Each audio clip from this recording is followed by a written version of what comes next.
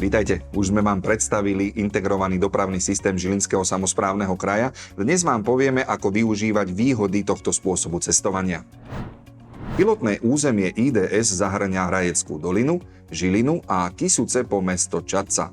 Základom celého systému sú výhodné predplatné cestovné lístky, ktoré sa nahrávajú na bezkontaktnú čipovú kartu.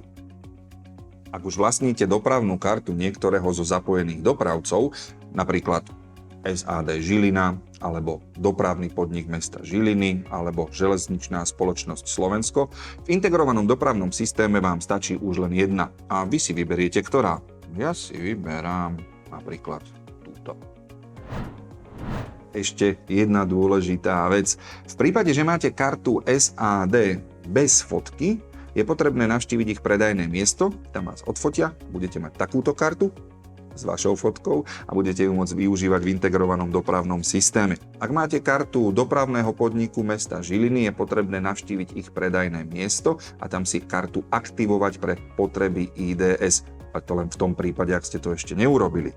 Ak máte kartu železničnej spoločnosti Slovensko, tak s touto kartou nemusíte robiť nič, tá je pripravená na používanie integrovaného dopravného systému. A ja teda študent už nie som, škoda, ale ak máte ISIC a máte na ňom aktivovanú tú dopravnú časť, tak môžete aj túto kartu využívať v IDS.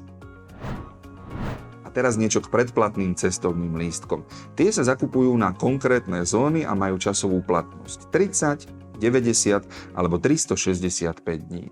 Zvolím si svoje konkrétne zóny, vyberiem si časovú platnosť, napríklad 30 dní, a počas tých 30 dní v konkrétnych zónach môžem cestovať neobmedzene vlakom alebo autobusom, ale aj trolejbusom.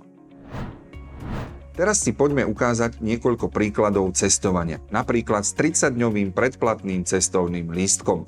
Potrebujem sa dostať z Čadce do Žiliny. V tom prípade potrebujem zóny 200, 202, 205, 206 a keďže chcem využívať aj MHD v Žiline, tak aj zónu 100.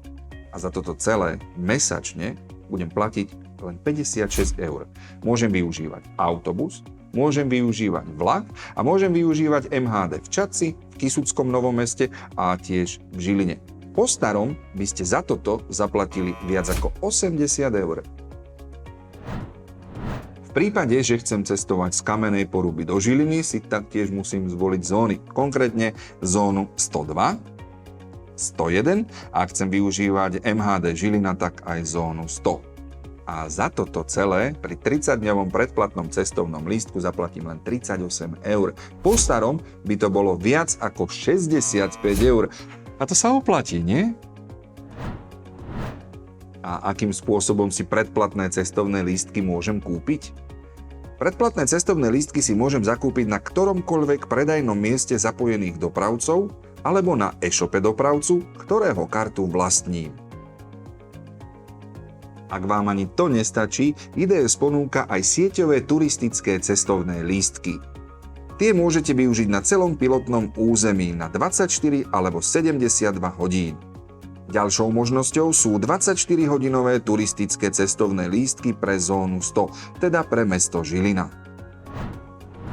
IDS môžete využiť aj 60-minútový jednorazový cestovný lístok na cestovanie autobusom, vlakom alebo trolejbusom výhradne na území mesta Žilina, čiže v zóne 100. Ak cestujete len výnimočne alebo vaše územie ešte nie je súčasťou integrovaného dopravného systému Žilinského kraja, aj vy môžete využívať výhody IDS. Ako? Veľmi jednoducho. Karty a dopravcovia sa nám totižto prelínajú. Znamená to, že z karty dopravného podniku mesta Žiliny si môžete kúpiť jednorazový cestovný lístok aj v prímestskej autobusovej doprave, napríklad v Sadke. A v Sadke zase s touto kartou si môžete zakúpiť cestovný lístok, ten jednorazový, napríklad aj v MHDčke Žilina. A to stále nie je všetko. Ono to funguje takmer na celom Slovensku. A nezabudnite, všetky podrobnosti nájdete na www.idzk.sk.